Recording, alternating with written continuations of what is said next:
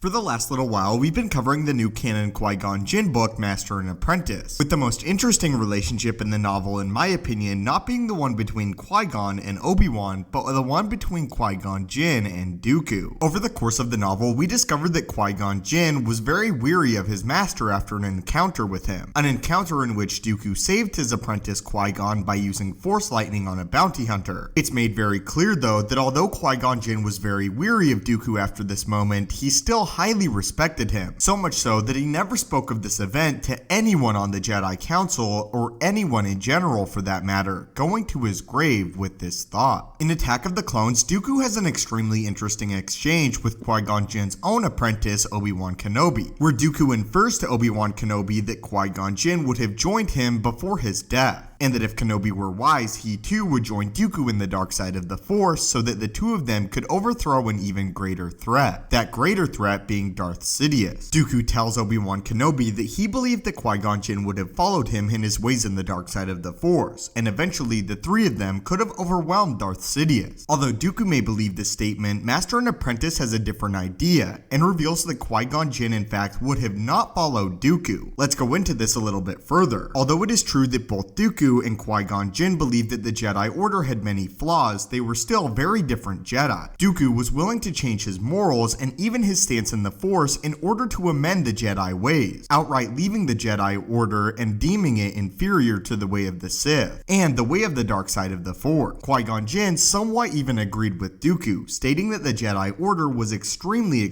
flawed, believing that the Jedi Order now served the Republic over the goals of the common person in the galaxy, and instead of becoming peacekeepers, they were more enforcers for the Republic. It is true that the both of them had major issues with the Jedi Order as a whole, and did not hold very tightly to the Jedi Code. It is because of Dooku knowing this that he believed that Qui-Gon Jinn would eventually follow him to the dark side of the Force if he had not been killed by Darth Maul on Naboo. Although Dooku would never hear this himself, Qui-Gon Jinn reveals in the Master and Apprentice book that he has very different ideas on the Force. The big distinction between Qui-Gon Jinn and Dooku that Star Wars reveals in this novel is that Qui-Gon Jinn holds inherently to the light side of the Force despite his problems with the Jedi Order, while Dooku on the other hand turns to the dark side of the Force in order to amend these problems. This is the exact statement that Qui-Gon Jinn makes that confirms he never would have turned to the dark side of the Force, despite what his own master Dooku may have believed. I don't turn towards the light because it means someday I'll win some sort of cosmic game. I turn towards the light because it is the light. Here, it outright confirms that Qui-Gon Jinn, despite knowing that the Jedi Order would eventually fail and the Sith would take over, he still would join with the light side of the Force no matter what. Therefore, why he would not bend his morals and join the Sith because the Jedi themselves were flawed, is Qui-Gon Jinn strictly follows the light side of the Force above the Jedi Order, and the Sith followed the dark side of the Force. And despite his issues with the Jedi Order, Qui-Gon Jinn remains a Jedi because they follow the light. Not because the Jedi Order is perfect, but because that is the path that Qui-Gon Jinn chooses. Therefore, Qui-Gon Jinn reveals he will only follow the light side of the Force, and therefore would have rejected Dooku's offer, just as his own apprentice Obi-Wan Kenobi would. But what are your guys' thoughts on this, and the fact that Qui-Gon Jinn in fact would not have joined Dooku? And what are your thoughts on Qui-Gon Jinn only following the light side of the Force and not the Jedi Order? Anyway, my friends, thank you guys so much for watching this video. Be sure to leave your comments below. May the Force be with you, and have a great day.